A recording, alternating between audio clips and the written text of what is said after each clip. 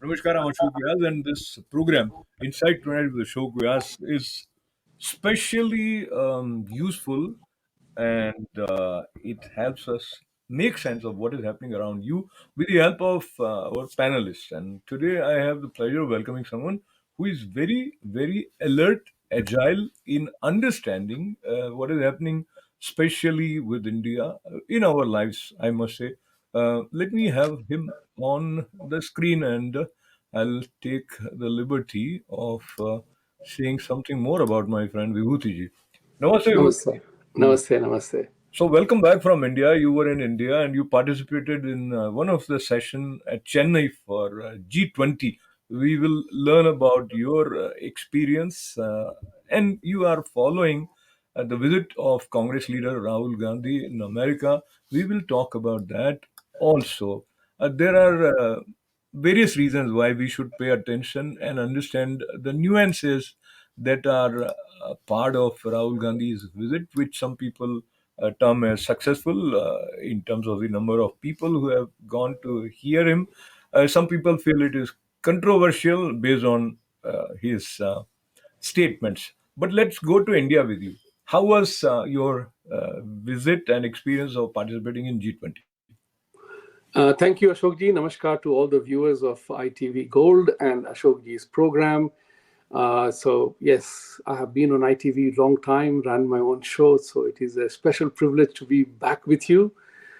And I wanted to tell you that, yes, I was invited to speak at the G20 event in Mahabalipuram in Chennai. And the event was, जैसे बहुत सारे events हुए हैं. So इसका जो था, how does India take the message of Vasudhaiva Kutumbakam globally? And so that session was very well organized. I compliment the organizers. Chinmaya Mission took the lead in organizing that event, and there were delegates from all over the world. The hall in the hotel was full. Participation was awesome. From Australia to Saudi Arabia to South Korea to Hungary. Foreign delegates were there who are, what was so heartening, Ashokji, that they were as much Sanatani, if not more, than most of the Sanatanis that we claim to be. So my session was about. Yeah. Let me just share my quick impression based on what I heard when you mentioned the theme Vasudhaiva Kutumbakam. Many people associate with Hindu culture or Hindu dharma, and then the question of secularism also comes. So I just wanted you to weigh in terms of the participation. So you had a spectrum of people from different faiths. There, and of course it is universal. The whole world is a family. Why would you say it is not a family until unless you want to see it in parts of your take? That's right. No, usme theme was very nice. Theme was that one world, one family, one future. And that's what is important. And that's what Sanatan principle is all about. Iske pehle Prime Minister Modi ne also, when he was inaugurating the International Solar Alliance a few years ago, he had said one earth, one sun, one grid.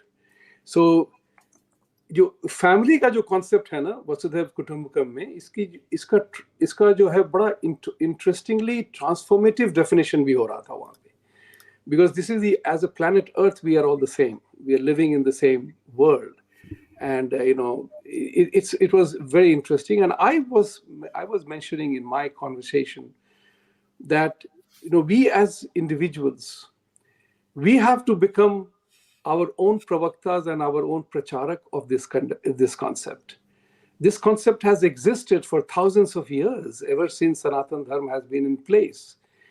But why did we have to wait for 2023 G20 event to talk about it on a global stage? So this is a very critical element, and I want to very happily share that I'm on the board of directors of a NGO called United Consciousness. And in the United Consciousness, he's playing a big role in bringing the concept of Sanatan, the Hindu practitioners, Sanatan practitioners from all over the world. So far, we have done about what you call more than 3 events, global events, in the last 3 years. And we have brought in Sanatan practitioners, yoga practitioners, meditation practitioners on the platform. So we played a good role in it, and I emphasized on the people that we have to become our own pracharak and pravaktas. If we do not become our own pracharak and pravaktas, then we will have to wait for another 100 years for another G30 event to So talk about it. here I would like to share how someone listening to you can become a part of United Consciousness. United Consciousness and Vasudeva Kutumbam are pretty much the same. They are coming from Yes, the same source, same spirit. Yeah. correct. Correct. Absolutely. Absolutely correct. That's the reason why we founded this organization, and we have been acknowledged and accepted to be part of taking this message forward. So we will be working very hard to take this message forward. And the interesting part was that there were very, very good quality of people. The governors of Tamil Nadu, governor of one more state, they were participating in it. Nirmala Sitaramanji was to come, but because of the 2,000 rupee issue and a couple of other issues that was gripping the government, that she could not come. But be that as it may, the event was very successful, and the message of entertainment and media was also conveyed by the famous Carnatic music doyen, Sri Ilayaraji, Oh wow. and they performed, and the Hollywood guy Ricky Tej, who performed there. And the interesting part was that how the media and entertainment can play a role, because music has no religion, right? Music has no religion. It has the religion of beat, tune, tone, and tempo. So when that music is played, then everybody is dancing. Why can't we all embrace the beauty of music and art in our life to make life much more meaningful? So Yeah. Vibhuti, I'm interested if you have paid attention to the representatives who came from Saudi Arab or some other Middle Eastern countries, and how did they resonate with the idea of Vasudeva Kutumbakam? Very well. It was very heartening. The lady who represented Saudi Arabia, she's an official yoga teacher in Saudi Arabia. And if I'm not mistaken, she was also recognized with the Padma Shri award by the government of India. Interestingly enough, her speech had to be vetted by her government as well as the Indian government, the diplomatic corps, so that she need not end up saying erroneously or deliberately any statement that is unbecoming of the situation. And she spoke very well. And she invited me to come there. She said that you look like an Arab. Come and talk You to do, us. you do, of course, you do. And in essence, that also is that we all are one. We Our are we on. mm, also have basically now going to the very basic. Now all of us have nose and two eyes and all that. So, and if there is a wound, then we have red blood. Uh, bottom line is, I also wanted to quickly add that the South Korean delegate who was there, she has become part of United Consciousness, and she's going to start a yoga camp under the banner of United Consciousness in South Korea. We brilliant. had two father and son team who were actual Aborigines from Australia. And they did a fantastic presentation of how their way of life was the original, authentic way of leading a life based on nature and the contribution of nature in there. So it was a very good program. And, of course, I had the great pleasure of meeting Mr. K.K. Mohammed, who gave a You, stirring speech there. yeah, allow me to interrupt and then please continue. So, I was just listening to KK Mohammed's interview at some other forum where he said that uh, in the context of the changing world with modern technology, the only religion or dharma which is most suitable is Sanatan Dharma. So coming from KK Mohammed, it was quite interesting. And while I was asking about Saudi Arab representatives, I also had this gentleman in my mind. Might so he's going to live long. Yeah, please continue. Yeah, I mean, K.K. Mohammed was so wonderful. The sense of humor, the alacrity. For example, sitting for lunch, I said, Muhammad is next to me. Where is Muhammad? And he laughed. There was such a beautiful touch of humanity in it, in the conversation, that he had the ability to laugh at it, did not, understood the humor, understood the element that I was trying to convey. And we had a very nice. He's not a very tall guy, he's not a very big guy, he's very short, relatively speaking. So I sought his permission to say that in my tweet, shall I mention that here is the little big man? And he laughed again, and he said, yes, please do that. so this is what is truth. This is what is in all seriousness. This is what the truth is. That when an Australian Aborigine and South Korean, when a Saudi Arabian and Hungarian all come on the platform, we see the universal application of acceptance of all kinds of things that are there. That's what Sanatan is all about. That it is acceptance of all human beings and all life forms as we are. And that's the message that has gone forward. And I'm 100% sure that gradually as we go forward, the world will begin to recognize that we are living in one world and we cannot take Mother Earth and nature for granted. That's what is important for us to recognize. Yeah. So as India is the president of G20 nations, and you yourself just returned having participated in this session where you were talking about united consciousness, one world, one family, one future, and also the significance of Vasudhaiva Kutumbakam. Now, in that context, I'm saying the obvious that this is happening under Modi government.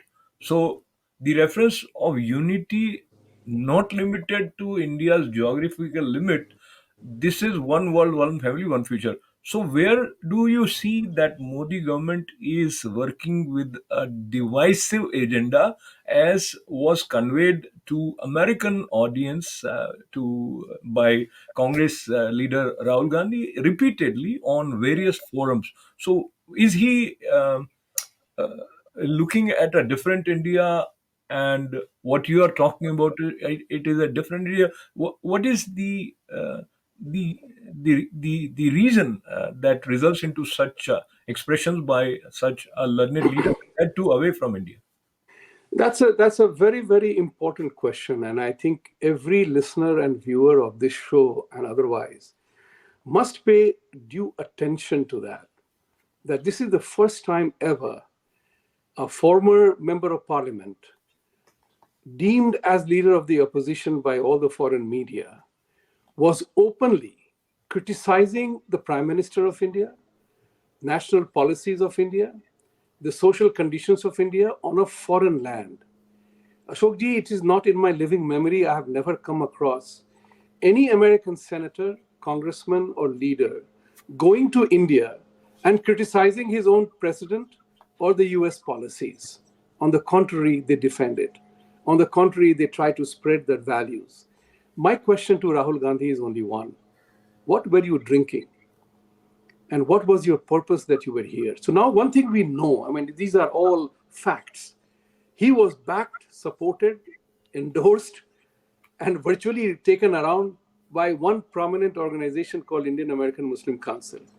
I mean, if I may take one name, although the people who are watching this show, they know the truth as to the whole thing that is out in the open.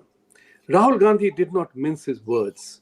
He was did not even speak positively about Sanatan Dharma or the beauty of India, even once. All that he did was criticize Modi, called him that fellow, that namuna, that specimen. Think about it. That particular family is guilty of maligning India on a foreign soil when he comes here in his individual capacity. So it is truly sad. And I think everybody who will support him, you are welcome to support him. But you have to use your intellect to think about what exactly is he doing. And that's what is important. You had the much venerable and honorable Sam Pitroda ji ridiculing Ram Mandir reconstruction. You saying that it doesn't create job. Obviously, he's blind to his own blindness, or he's deliberately misleading people. because temple construction and all that infrastructure that goes with it has provided employment to Muslims who are putting together certain elements of construction work, which Okay, so, Hindus are objecting to yeah, that. so Think about it. here's the thing. There were many references which I may want to seek your views on, but here is one. Uh, Referring to the question about Muslim League joining hands with Congress and claiming to be secular. So somebody asked that question, and this I'm now bringing the reference of National Press Club. So Rahul Gandhi said the one who is asking question have not read well about Muslim League. Muslim League. Muslim League is completely secular. So um, and also I would uh, share uh, resources sources are conveying in order to bring people to meetings organized for Rahul Gandhi. The buses were coming from many mosques also. So this is it kind of vote bank politics seen on international level. It is, without hesitation, I would say that it is. And what is sad is, as one of my friends commented, that Rahul's visit, in one sense, has been successful from his point of view, that he has consolidated the Muslim votes of 15%. Now, how far it is true or false, I do not know. How would certain group of people vote in the final analysis? I do not know. But what I want to say that he was definitely focused on that, and he did not bat an eyelid, and he did not even smirch about it. He did it. He did it obviously, and did it with an obvious intent. So he also talked about the fact that Muslim League is a secular organization. Yes. Now the नाम ही उसका अगर Muslim League है तो वो secular कैसे हुआ? That is the first question to ask, right? Number one. Number two is the fact that when you say that it is not secular, remember what your own great grandfather Nehru said about Muslim League. He said it is divisive, it is nonsense, and it is a trouble-making party. Think about it.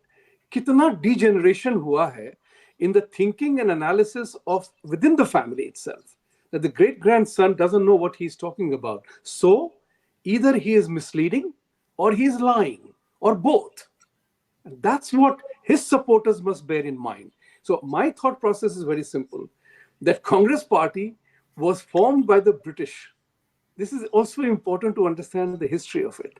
It was formed by the British to allow Indians, this is very interesting, to allow Indians to participate in a political process so that they will be able to control them.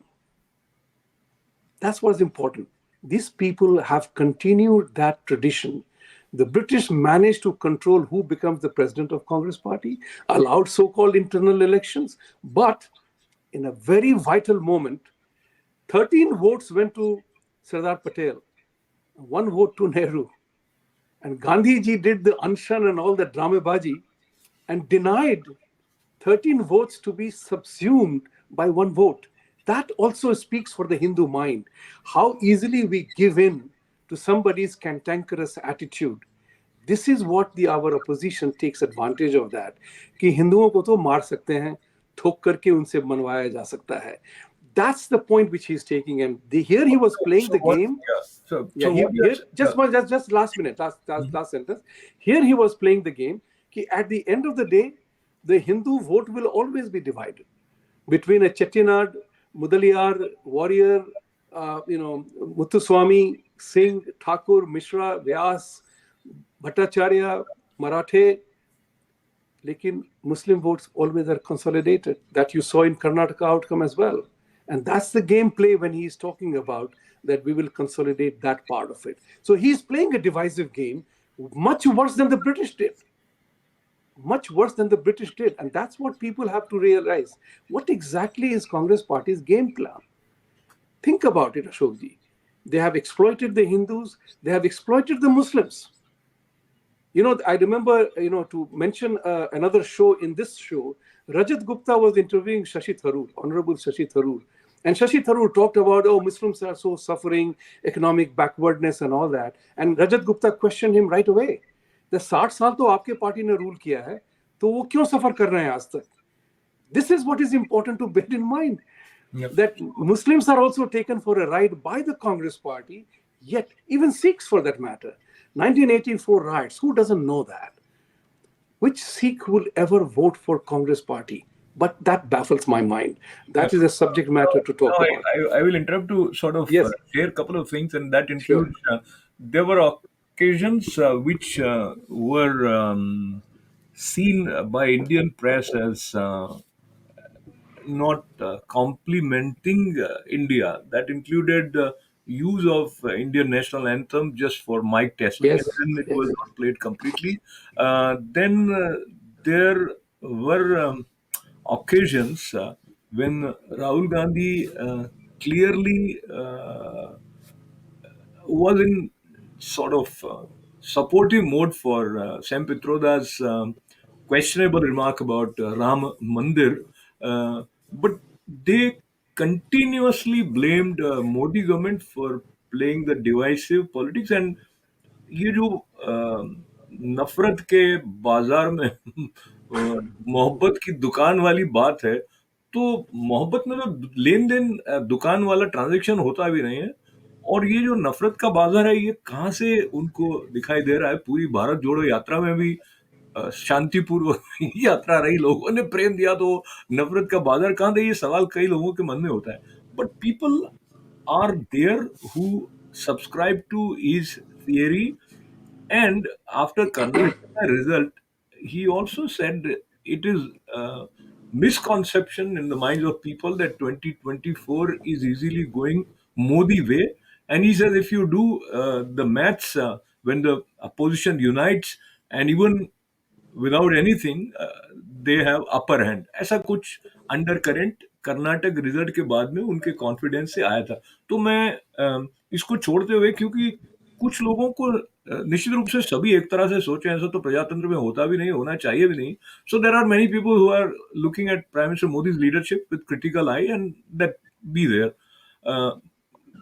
in the context of this particular statement of Rahul Gandhi, mentioning that there is strong undercurrent in India, which is going to surprise people. What is your take?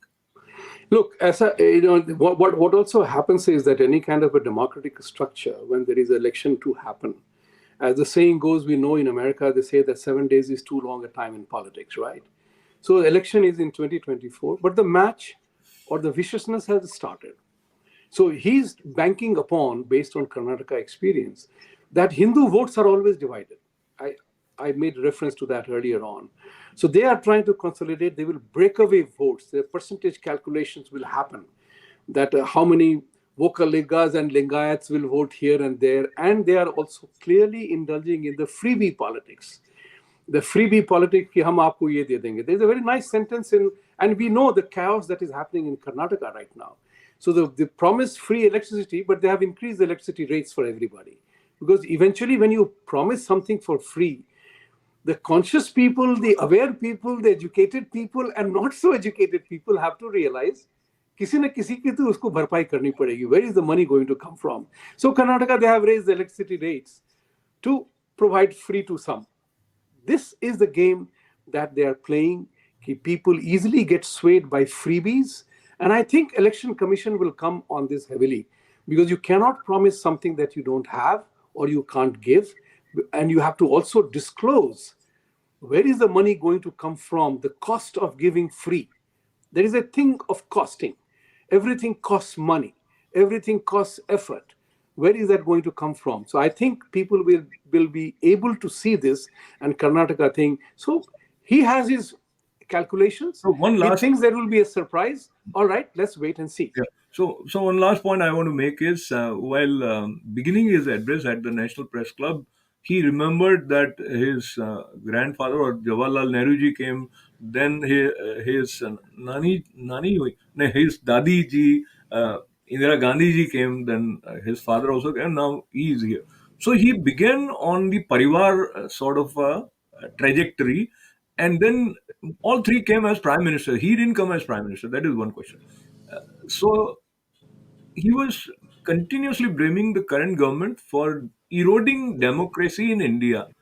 And indirectly, he was seeking support from the global community, not explicitly, but indirectly, that they should pay attention that if India's democracy fails, this is not good for the global scenario.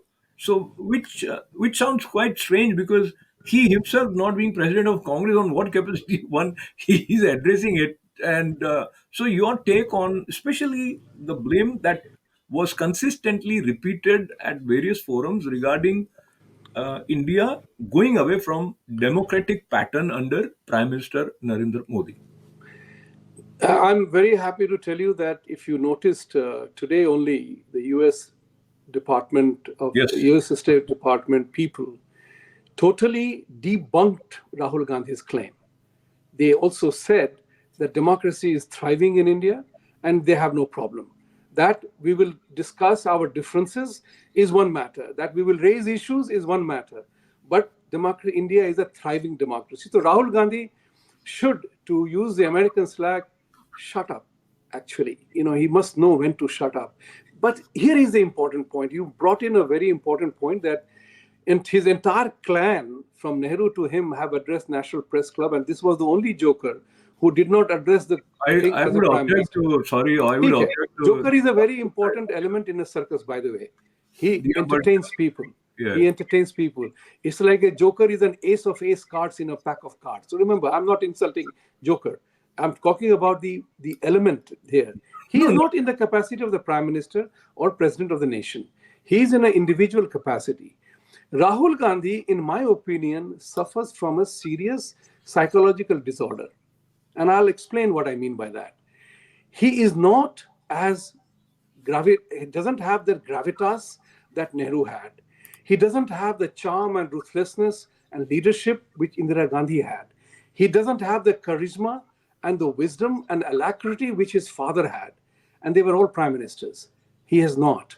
And that he suffers from a serious inferiority complex. And therefore, he's out to there to do whatever it takes to have, जैसे चरण सिंह ने कहा था ना, चरण सिंह जी ने कहा था कि मैं प्रधानमंत्री 3 महीने के लिए तो बना, मेरी इच्छा तमन्ना पूरी हो गई. Rahul Gandhi has that ambition. The Prince of Wayanad wants to become a Prime Minister of Wayanad. So he's trying to sow the seeds of disaffection and sow seeds of division. That's why he also talked about union of states. India is a union of states. Very dangerous. He's not a uniter. To blame Modi for divisiveness, Modi ji is being blamed by Hindus and his supporters that for by not being including sabka vishwas, sabka yeah. saath, sabka vishwas, he has weakened himself. Really, I'll take 1 minute just to Sure. mention that what you just now said about Rahul Gandhi ji, many people would disagree with that, and that is rightly so. So you have your space to share your views, but I'll say there is contrast in the way people look at the same thing, and that contrast also comes to us from the way Rahul Gandhi is looking at Prime Minister Narendra Modi and the way Prime Minister Narendra Modi is being seen by the Congress of the United States, and the letter that they have sent for is addressed to their joint session. And there are, I mean, numerous people mentioning him as you are the boss, and what kind of warmth he has with world leaders. It is matchless. So the way Rahul Gandhi sees it and the way the world leader sees it is different. But the Yeah. way you see Rahul Gandhi also is not the way many people see. So let's be That's fair. perfectly fine. I'm not expecting everybody to agree with me. And Uh, by the way, I will clarify again. Joker in a pack of cards is a very versatile character. It can become any number from ace to number two. Think about it from that point of view. So okay, so I'm just referring to 30 him seconds to from that conclude. point of view. Yeah, I'm 30 not seconds. mentioning to him as a cartoon point of view. I'm Okay. talking about in the pack of cards, Joker is the most versatile element, and he's playing the dangerous game of the versatility, which is not helping the country, nor its people, nor his supporters. That's the point which I'm trying to drive at. So talking to Vibhuti ji is always not just interesting; it is stimulating also. Whether you agree or disagree, but you appreciate the clarity and the way he articulates his point of view. And here, I once again am happy that you were a part of G20 for that important session where we talk about one world, one family, one future, and looking at world in future with peace and harmony. Thanking Vibhuti Thank ji. you very much for Yeah, having me, Ashok it's a ji. pleasure. Thank you. With lots of good wishes for all of you.